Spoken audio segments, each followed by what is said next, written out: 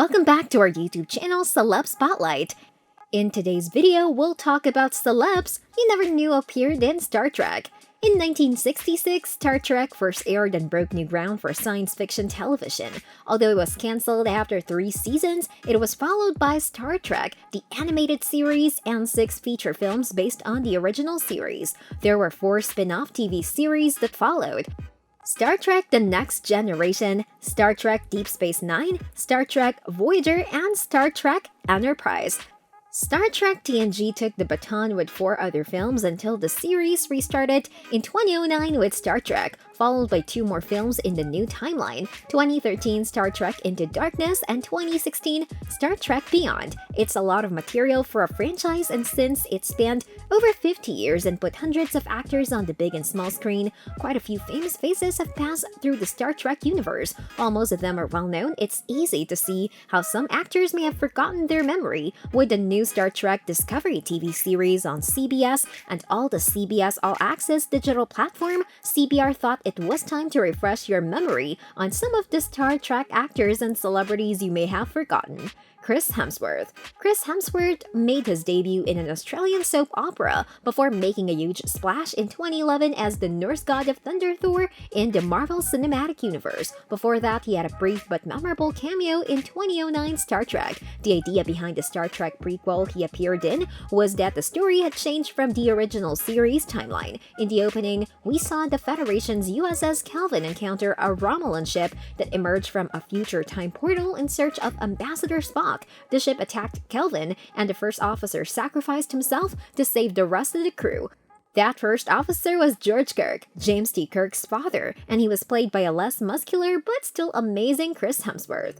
Kirsten Dunst. At the age of 3, Kirsten Dunst started modeling for TV commercials, but got her big break with an acclaimed young vampire role in Interview with the Vampire in 1994. Since then, she's become a star like Mary, the lover by Peter Parker, Jane Watson in the Spider-Man trilogy. However, you may not know or remember that one of your first roles was in the Star Trek The Next Generation episode Dark Page. In 1994, 11-year-old Dunst was Hetril, a young alien whose race was trying to learn a spoken language because her native form of communication was telepathy. When Deanna Troi was overwhelmed by the psychic power of the aliens, she discovered a painful memory that her mother had suppressed for years.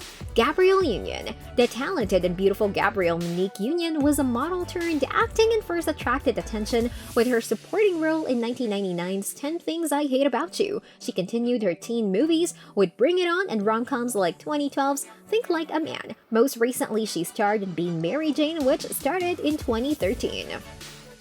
In 1997, the 6th season of Star Trek Deep Space Nine aired the Sons and Daughters episodes about Worf reuniting with his son Alexander aboard a Klingon ship and discovering their relationship is strained. Union played a Klingon officer named Angaran who provoked Alexander in the ship's dining room, which eventually turned into a fight. He was a small role and had a lot of Klingon makeup, so it was easy to lose him. Terry Hatcher.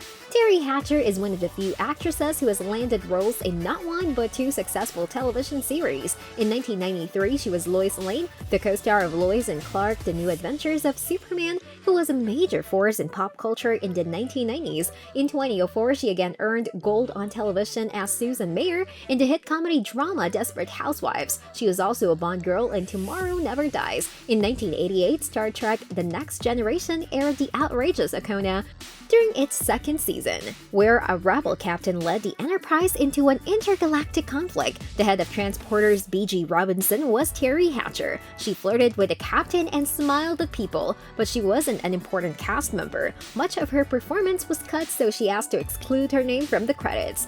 John Tesh. In 1989, Star Trek The Next Generation 2nd season aired The Icarus Factor. While the main story was about Commander Riker trying to decide if he should accept command of his starship and deal with his estranged father, the subplot was about Worf's Klingon identity. Crusher, LaForge, and Data discovered that Worf was upset that he wouldn't be able to go through an important Klingon ritual. To help Worf, the crew created a holographic simulation in the holodeck where Worf passed through a gauntlet of Klingon warriors while reciting vows and being jabbed with pain sticks. You'd be forgiven for not recognizing one of those holographic Klingons as musician and host of Entertainment Tonight, John Tesh. He had stopped by the set for a segment and accepted the offer to join the cast. Tell us in the comment section your thoughts. That's it from today's video. Stay healthy, stay safe, stay happy. See you in the next video.